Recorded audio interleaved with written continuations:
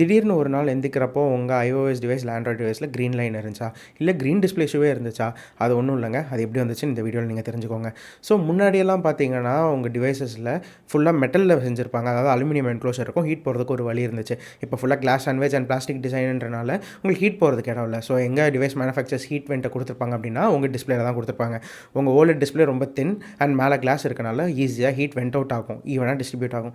இப்படி ஆகும்போது என்ன ஆகுதுன்னா உங்கள் ஃபோன் அப்டேட்டோ இல்லை ஒரு ஹெவியாக யூஸ் பண்ணும்போதோ உங்கள் ப்ராசஸர் ரேம் எல்லாமே ஹீட் ஆகிறப்போ இந்த ஹீட் வந்து டிஸ்பிளேல ஃபுல்லாக ஈவனாக ஸ்ப்ரெட் அவுட் ஆகும். இப்படி ஸ்ப்ரெட் அவுட் ஆகும்போது என்ன டிஸ்அட்வான்டேஜ் வரும்னா டிஸ்பிளேயோட கீழே தான் ஃப்ளெக்ஸர் ஒன்று வச்சிருப்பாங்க. அதில் ஃப்ளெக்ஸ் பாண்டிங் பண்ணி டிஸ்பிளேயோட அந்த கேபிளை அட்டாச் பண்ணியிருப்பாங்க.